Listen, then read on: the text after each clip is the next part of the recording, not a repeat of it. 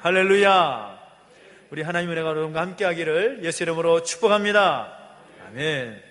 교회 창립 감사 주일입니다. 지난 시간 동안 교회를 세우시고 인도해 주신 하나님께 감사와 영광의 박수를 올려드리겠습니다. 하나님 감사합니다. 감사합니다. 우리 찬양대가 찬양한 것처럼 이 모든 것이 주의 은혜인 줄로 믿습니다. 우리 옆에 계신 분들 다시 한번 격려할까요? 모든 것이 주의 은혜입니다. 시작. 아멘. 그렇습니다. 지금까지 지내온 모든 것들이 주의 은혜인 줄로 믿습니다. 이미 지난 주일에 교회 안에 가장 중요한 가치, 놓쳐서는 안 될 중요한 기준에 대해서 말씀을 나눴는데 여러분 말씀을 기억하실 겁니다. 제목이 뭐였습니까? 사랑이 제일입니다 라는 말씀을 나눴었습니다. 교회 공동체를 이뤄나감에 있어서 가장 중요한 것, 가치는 뭐냐? 바로 사랑이다라는 겁니다. 이런 이야기가 있습니다. 90세가 훨씬 넘으신 할아버지가 계셨는데 이 할아버지가 이 삶의 의욕을 잃고 혼자 지내고 계셨던 것이죠. 어느 날 서울에 사는 아들이 하나밖에 없는 손자를 데리고 와서 이 방 안에 들어가지도 않고 그 아버지에게 맡기는 겁니다. 아버지, 이 손자 며칠만 데리고 계세요. 그 말만 하고 그냥 훌쩍 떠나가 버리는 겁니다. 이제 할아버지는 이 바쁠 그런 삶을 살 수밖에 없는 거죠. 손자를 위해서 땔감을 모아서 불을 지피고 또 손자를 위해서 하루 세끼 밥을 짓고 반찬을 하고 또 맛있는 또 음식을 어떻게든 줘보려고 씨를 뿌리고 채소를 가꾸고 장을 담그고 심지어는 집수리까지 합니다. 손자가 지내기에 불편하지 않을까 그런 생각을 하면서 집수리를 하는 거죠. 어디서 그런 힘이 났는지 할아버지도 모릅니다. 그저 손자 때문에, 함께 사는 손자 때문에 그 힘이 난 것입니다. 이제는 손자를 위해서 돈도 조금 필요하다라는 그런 생각이 든 거죠. 열심히 농작물을 가꾸어서 시장에다가 내다 팝니다. 그래야 이 손자에게 용돈도 주고 또 배우는데 또 돈이 필요하니까 그 학비도 낼 수가 있기 때문인 거죠. 갑자기 90세 넘으신 할아버지에서 아버지의 역할로 바뀌고 나서 이 할아버지는 굉장히 젊어지신 겁니다. 바쁘게 살면서 그렇게 하루하루 손자 때문에 사는 거죠. 근데 시간이 흘러서 하루하루가 바쁘게 지나갑니다. 시간이 지나 벌써 훌쩍 3년이라는 그런 시간이 흘러버렸습니다. 서울에 있던 아들이 다시 내려왔습니다. 그날 밤에 아버지와 함께 또 자초지정을 이야기해드리고 그동안 어떻게 되었는지 왜 이렇게 되었는지 말씀을 드리고 나서 이 아버지에게 두툼한 봉투를 하나 드리는 겁니다. 그리고 다음날 새벽 손자는 그 아비와 함께 서울로 떠났습니다. 할아버지는 어떻게 되었을까요? 그 돈 때문에 아주 편안하게 먹고 사셨겠지요? 그랬을 것 같습니까? 그렇지 않았다라는 거죠. 그날부터 다시 삶의 의욕을 잃어버렸습니다. 끼니도 거른 채 마냥 방에 누워만 있는 날이 계속 이어졌고 결국 2주 정도가 지났을 어느 날 그 할아버지는 돌아가시고 말았습니다. 교회 창립 감사주일에 이렇게 우울한 이야기를 여러분이 드리는 이유가 뭘까요? 왜 이야기를 드리는 것이겠습니까? 이 사랑에는 놀라운 힘이 있어서 사랑이 있으면 삽니다. 그러나 사랑이 없으면 죽습니다. 사랑이 있으면 그 문제가 해결이 되지만 사랑이 없으면 문제가 생길 수밖에 없다라는 것. 그 이야기를 여러분에게 드리고 싶다라는 것이죠. 고린도 교회가 그러했습니다. 사도 바울이 세우고 또 사도 바울의 세움 따라서 든든하게 세워진 큰 교회였고 또 지난주에도 소개했다시피 말씀의 지식과 지혜가 있었고 거기다가 하나님께서 주신 각양각색의 은사가 있었던 교회였지만 사도 바울의 그 놀라운 말씀의 가르침을 받았고 그리고 위대한 성경학자로 불리는 아볼로의 가르침도 받았던 그런 사람이었고 그런 교회였습니다. 그런데 그럼에도 불구하고 고린도 교회에는 끊임없이 문제가 있었다라는 겁니다. 분쟁이 그치지 않았습니다. 바울파, 아볼로파, 게바파, 그리스도파 나뉘어서 서로를 향해 손가락질을 하면서 시기하고 경쟁하며 다투었던 그런 교회였다라는 사실인 거죠. 왜 그렇게 되었을까요? 사랑이 없었기 때문이라는 것입니다. 사랑이 없었기 때문에. 죄 없는 교회 공동체는 무엇을 하든지 사랑으로 행해야 되는 것이죠. 사랑으로 생각하고 사랑으로 말을 하고 사랑으로 행해야 하는 모습이 교회 공동체 가운데 있어야 되는데 그렇지 않았기 때문에 그 고린도 교회 가운데는 여러 가지 그런 문제들이 생길 수밖에 없었다는 겁니다.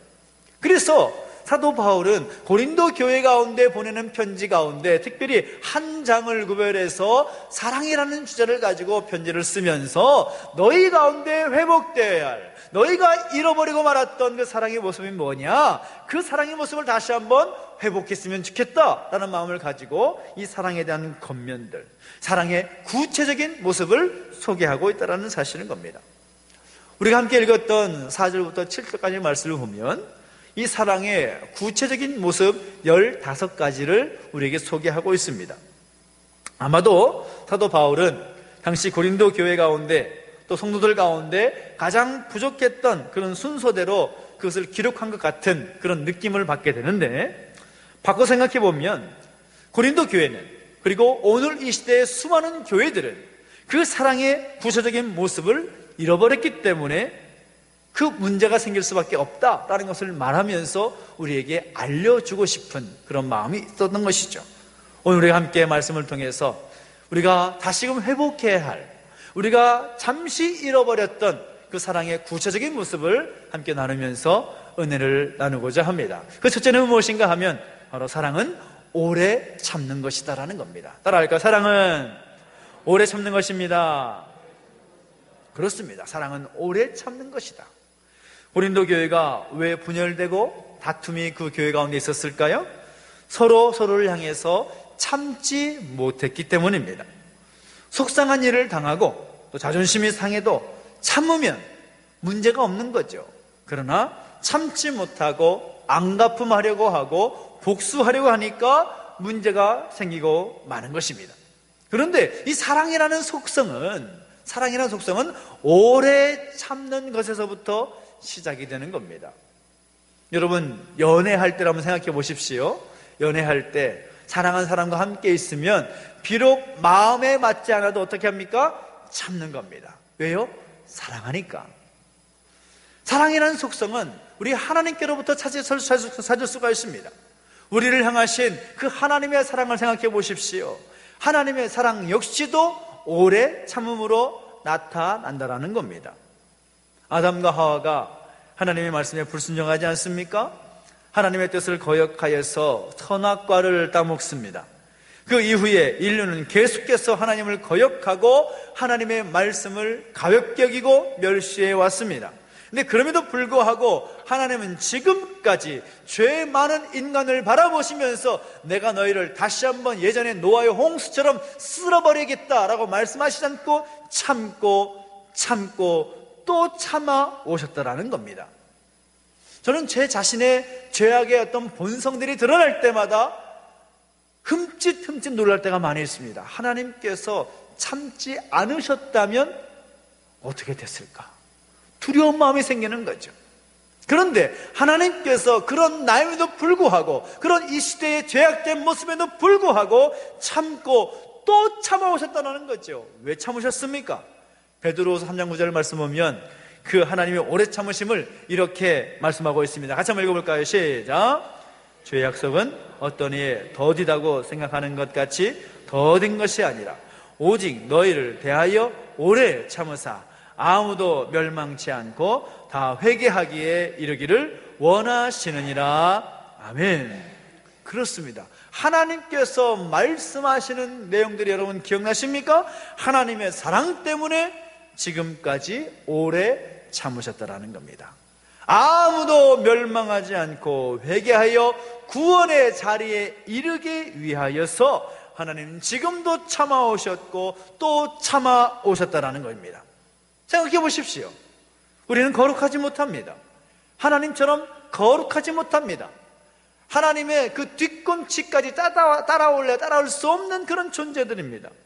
그러면 어떻게 살아겠습니까? 거룩하신 하나님께서 우리 죄인들 향해서 지극히 참고 또 참으셨다면 우리는 마땅히 서로가 서로를 향하여서 참고 인내하면서 사랑하는 것이 마땅하다라는 거죠. 그래야 그 오래 참음이 있는 그곳에서 사랑의 열매가 맺어질 수가 있다라는 사실인 거죠. 이 조지 애틀리라는 젊은 선교사님이 계셨습니다. 이분이 중앙아프리카에서 선교 사역을 감당하기 위해서 가셨는데 하루는 자기 숙소를 떠나서 자신이 선교 사역을 감당해야 될 그런 정탐을 하기 위해서 함께 떠났습니다. 그의 손에는 아주 성능이 좋은 자동 소총 한 정이 그의 손에 쥐어져 있었습니다. 이 소총의 목적은 혹시나도 호랑이나 또 큰 맹수와 같은 동물들이 자신을 위협하면 쫓아내기 위해서, 그 맹수들의 위협으로부터 생명을 보존하기 위해서 이 소총을 들고 다니는 거죠. 근데 그러다가 인근에 원주민을 만나게 된 겁니다. 근데 원주민들의 모습을 보니까 범상치 않습니다. 소총을 들고 있는 자신에게 창을 들고 두려운 마음으로 점점 다가오는 겁니다. 이 원주민들은 느낄 때 어떻게 느꼈는가 하면, 우리를 공격하려고 하는구나, 우리의 생명을 해하려고 하는구나 라는 생각을 가졌던 거죠. 그래서 계속해서 창을 들고 선교사님께로 다가오는 겁니다. 이 선교사님은 여러 가지 생각이 드는 거죠. 내가 이 총을 통해서 이 원주민들을 쫓아내야 될 것인가, 내 생명을 보존해야 될 것인가, 그런 여러 가지 갈등이 그의 마음 가운데 있었지만 얼마든지 방아쇠를 당겨서 자신의 안위를 위할 수도 있었지만 그 길을 포기합니다. 결국 그 선교사님은 그 원주민들의 창과 몽둥이에 맞아가면서 자신의 몸을 내어 맡기고 결국 순교하는 그 길로 가게 되는 거죠. 자신의 생명이 다하고 있는데 그의 얼굴에는 스데반과 같은 미소가 있습니다. 하나님, 저들을 용서해 주십시오. 저들을 향하여서 하나님, 그 복음이 그 민족 가운데, 그 종족 가운데 흘러가게 해주십시오. 그런 마음을 가지고 결국 총을 쓰지 않습니다. 나중에 원주민 추장이 생명 다한 그 선교사의 얼굴을 바라보고 그리고 그 손에 들려진 소총을 살펴보는데 그 소총에 10발의 총알이 그대로 있는 것입니다. 그 총알의 모습을 보면서 그 추장은 깜짝 놀라서 귀한 뜻을 깨닫게 됩니다. 그리고 그 선교사의 얼굴에 키스를 하면서 이렇게 말하는 거죠. 이 사람은 우리를 살리기 위해서 대신 죽은 것이다. 우리는 이 사람의 뜻을 받들어야 한다라고 말하면서 그 선교사의 그 복음을 받아들이고 모든 종족이 예수님을 영접하게 되었다라는 사실인 겁니다. 실화의 이야기입니다. 때로는 우리가 참지 못할 때가 참 많이 있습니다. 참기 어려운 때가 분명 있습니다.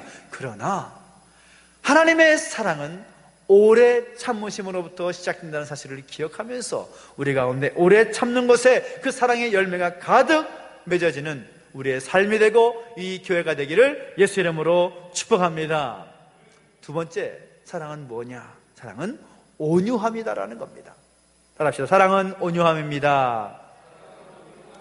저를 바라보면서 말씀하시면 의미가 없고요. 옆에 계신 분들에게 사랑은 온유함입니다. 시작. 오늘 성경에서 말하고 있는 이 온유함이라는 것은 특별히 우리가 온유함이라고 하면 어떤 성품의 모습을 생각하기 때문에 좀 정적인 것을 생각할 수 있지만 고린도전서 13장에서 말하고 있는 온유함, 이 원어적 의미는 좀 동적인 의미의 온유함을 가지고 있습니다. 그래서 영어 성경을 보면 이 온유함을 어떻게 번역하고 있는가 하면 kindness, 친절함 이렇게 번역을 하고 있습니다. 그러니까 다시 말하면 온유함이라는 것이 뭐냐? 그리스도의 사랑으로 나타내야 될 온유함은 뭐냐? 내가 다른 사람을 향하여서 선하게 행하는 것이 온유함이다.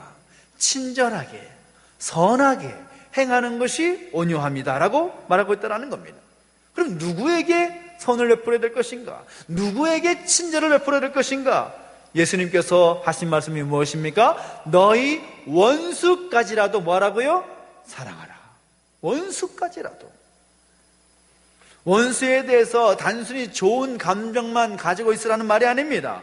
원수에게 필요한 것까지 베풀어주는 그런 모습들이 온유함이다 라고 말하고 있다는 겁니다. 하나님께서 먼저 우리에게 그 친절과 은혜를 베풀어 주셨습니다. 그 아버지의 그 은혜로우심과 자비로우심, 그것을 우리가 본받아서 누구에게나 친절을 베풀어 주고 누구에게든 선하게 대할 수 있는 모습들이 우리 가운데 있어야 된다는 거죠.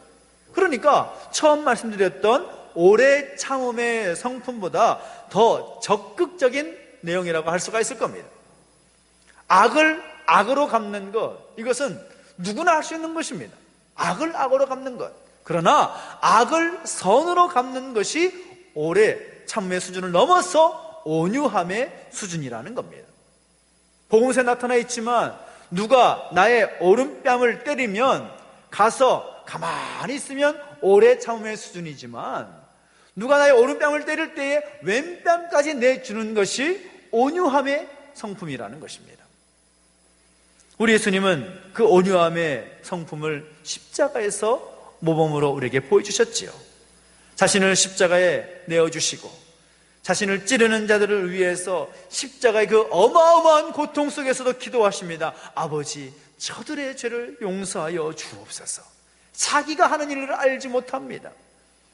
스데반은 그 예수님의 그 온유함을 본받았기 때문에 그 동족의 돌을 맞아서 순교하는 그 상황 속에서 얼마나 고통스러운 상황입니까? 그런데 그런 상황에서 동족을 향하여 기도합니다.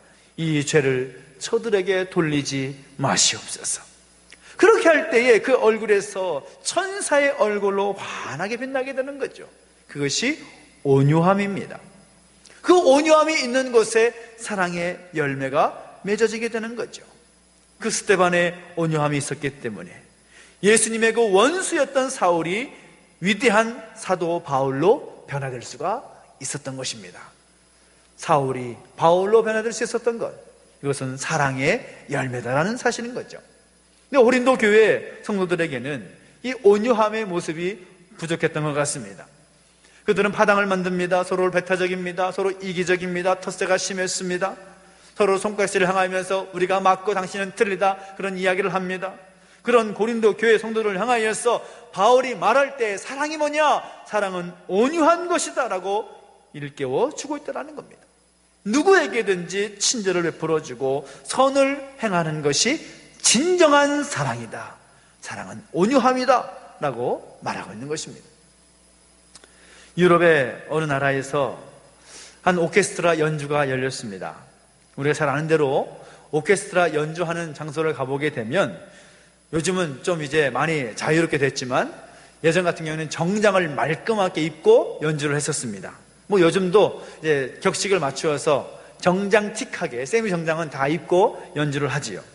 근데 하필 그 오케스트라를 지휘하는 지휘자에게는 가난하게 살았고 또 예복이 별로 없어서 아주 예전에 다 낡은 예복을 가지고 입고 나온 거죠. 근데 그 지휘자는 연주를 할 때 열과 성을 다해서 열심히 지휘를 하는 겁니다. 한참 팔을 막 힘들게 흔들어 보니까 이 낡은 예복이 견디지 못하고 찢어지고 마는 겁니다. 계속 팔을 막 흔드니까 어떻게 됐겠습니까? 옷이 막 점점 벌어지는 거죠. 근데 어쩔 수 없이 두 번째 스테이지에 올라갈 때에는 예복을, 상의를 벗고 셔츠 차림으로 올라갈 수밖에 없었습니다.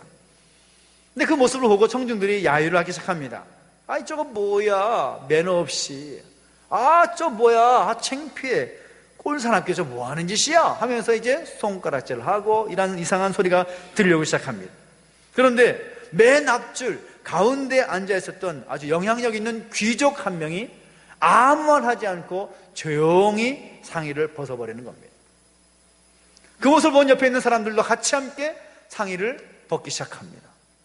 그 모습을 봤던 연주자들도 깨달음이 있어서 같이 상의를 벗기 시작합니다. 어떻게 되었을까요? 그 연주회는 어느 연주회 못지않을 정말 아름다운 연주회가 되고 감동적으로 끝이 났다라는 거죠. 그것이 온유함입니다. 얼마든지 손가락질할 수 있고, 얼마든지 그를 향해서 비판할 수 있고, 얼마든지 야유할 수 있는 그런 상황 속에서 참고 온유함으로써 친절을 베푸는 모습, 그것이 진정한 온유함이다라는 거죠.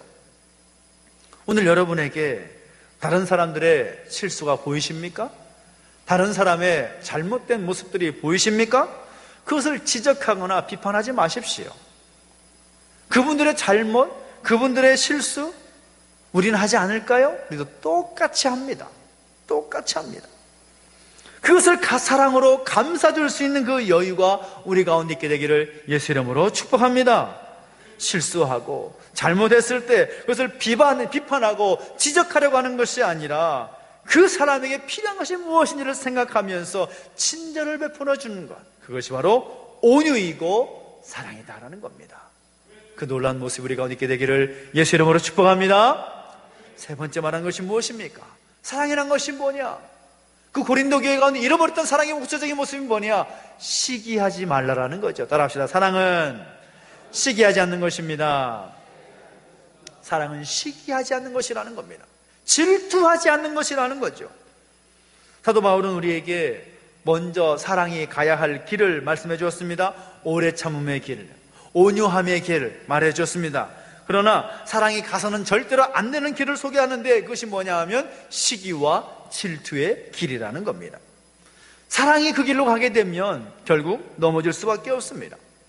성경을 보면 시기의 길로 갔다가 망해버린 사람들이 얼마나 많은지 모릅니다. 하와를 보십시오. 사단이 하와에게 가서 유혹하지요. 괜찮아, 따먹어. 먹으면 하나님처럼 눈이 맑아질 거야. 한번 생각해 보니까 마음에 이상한 생각이 들기 시작하는 거죠. 왜 하나님만 선악을 알게 되는 걸까? 나도 하나님처럼 되고 싶다라는 마음이 생기게 되는 겁니다. 선악과를 따먹고 말합니다. 인류 최초의 범죄는 시기심 때문에 시작했다고 해도 과언이 아닙니다. 가인과 아벨 두 형제가 있습니다. 각기 하나님께 제사를 드렸습니다. 그런데 하나님은 형인 가인의 제사는 받지 않으시고 동생인 아벨의 제사만 받으셨다라는 거죠. 가인의 모습은 어떻습니까? 아벨을 시기합니다. 그래서 결국 아벨을 쳐 죽이고 말았습니다. 인류 최초의 살인도 역시 시기에서 나온 것입니다. 그런가 하면 요셉의 형들을 보십시오. 아버지 야곱이 동생 요셉만 사랑하는 것 같습니다. 특별히 채색 옷을 입혀서 지어 입히면서 아버지의 아주 사랑을 독차지하는 동생을 바라보면서 시기심이 생기는 거죠. 어떻게 합니까? 동생을 팔아넘겨버립니다. 이스라엘 초대 왕이었던 사울을 보십시오. 사울은 어떻습니까? 백성들이 자기보다도 다윗을 더 좋아하는 것 같은 느낌이 듭니다. 사울은 천천히요, 다윗은 만만이라는 소식을 들었을 때 그의 마음속에 시기심이 발동하기 시작합니다. 이런 젠장 하면서 이제 그 다윗을 평생토록 죽이도록 하는 그런 마음이 사울에게 생기고 맙니다. 고린도 교회 어떻습니까? 고린도 교회 마찬가지였습니다. 하나님께 주신 은사가 많았고 능력도 많았고 큰 교회였고 훌륭한 교회의 모습이었지만 그럼에도 불구하고 그 사실을 깨닫지 못하고 서로 시기하는 겁니다. 파당이 나누어져서 서로를 향해서 시기하고 질투하면서 싸우는 거죠. 결국 시기심이 있었을 때 망할 수밖에 없는 겁니다. 넘어질 수밖에 없는 겁니다. 그러나 사랑이 있으면, 시기하지 않는 진정한 사랑이 있으면 얼마든지 이겨낼 수가 있는 겁니다. 성경 속에서도 그런 일을 찾을 수가 있습니다. 우리는 아브라함의 종이었던 엘리에셀이라는 사람을 알 수 있습니다. 이 엘리에셀이라는 사람은 아브라함에게 자식이 없었기 때문에 얼마든지 아브라함의 상속자가 될 수 있는 그런 위치에 있었습니다. 가만히 있으면 아브라함의 모든 것이 자기의 것이 될 수도 있는 위치였습니다. 그러나 그는 주인을 사랑했고 나중에 아들이 생겼을 때에 그 아들과 주인을 충분히 사랑하고 섬겼다라는 거죠. 주인의 명에 따라서 주인의 고향에 가서 주인의 아들을 위한 신부를 데리고 오라고 할 때에 아무 말 하지 않고 그의 자리를 지킵니다. 주인을 사랑했기 때문에, 주인을 사랑의 마음을 섬겼기 때문에 그런 헌신을 보일 수가 있었고 그 시기의 마음을 넘어설 수가 있었던 것이죠. 다윗을 친구로 생각했던 요나단을 보십시오. 요나단의 입장에서 볼 때에 다윗은 어떤 사람입니까? 정적과도 같습니다. 다윗만 없으면 사울의 대를 이어서 이스라엘의 왕으로 세움받을 수 있는 그런 위치에 있었던 사람이 요나단이었습니다. 그런데 아버지 사울이 계속해서 다윗을 죽이려고 할 때에 요나단의 선택은 무엇입니까? 그 다윗을 사랑하는 마음으로 그를 끝까지 보호하고 지켜주는 겁니다. 왜요? 사랑했기 때문에. 얼마든지 시기할 수 있는 그런 위치에 있었지만 시기심을 발동하는 것이 아니라 사랑으로 그 시기심을 이겨냈다라는 것입니다. 여러분, 사랑은 시기하는 것이 아닙니다. 나보다 나은 사람이 있습니까? 내가 가지지 못한 것을 가진 사람이 있습니까? 내가 이루지 못한 것을 이룬 사람이 있습니까? 그 사람을 바라보면서 시기하고 질투하는 것이 아니라 오히려 축하해주고 오히려 칭찬해주고 함께 더불어 기뻐해줄 수 있는 그 여유, 그것이 우리 가운데 세워져야 될 줄로 믿습니다. 우리 가운데 그 시기심을 버리고 사랑할 수 있는 그 모습이 우리 가운데 있게 되기를 예수님의 이름으로 축복합니다. 사랑의 세 가지 모습, 사랑은 오래 참는 것이라고 했습니다. 바라기는 참고 또 참고 한 번 더 참을 수 있는 우리의 모습이 되기를 예수 이름으로 축복합니다. 사랑은 온유함이라고 그랬습니다. 사람을 가리지 않고 친절하게 베풀 수 있는 그 모습이 우리 가운데 세워지게 되기를 예수 이름으로 축복합니다. 사랑은 시기하지 않는 것이라고 했습니다. 오히려 칭찬하고 축하해주고 기뻐해줄 수 있는 그 넉넉함이 우리 모두에게 있게 되기를 예수 이름으로 축복합니다. 우리 개인과 우리 교회 가운데서 잃어버렸던 그 사랑의 모습, 내가 생각할 때에 오늘은 세 가지 말씀 나누었지만 이 세 가지 가운데 나 자신에게 부족한 것이 무엇인가, 우리 교회 가운데 필요한 것이 무엇인가 생각해보면서 다시 한번 그 잃어버렸던 그 사랑의 모습이 회복되는 놀라운 역사가 우리 가운데 있게 되기를 예수 이름으로 축복합니다. 그래서 우리 교회 가운데 또 우리 모습을 통하여서 하나님 기뻐하시고 영광 받으시는 하나님 놀라운 은혜가 넘치는 이 교회가 되고 우리 삶이 되시기를 예수 이름으로 축복합니다. 기도하겠습니다.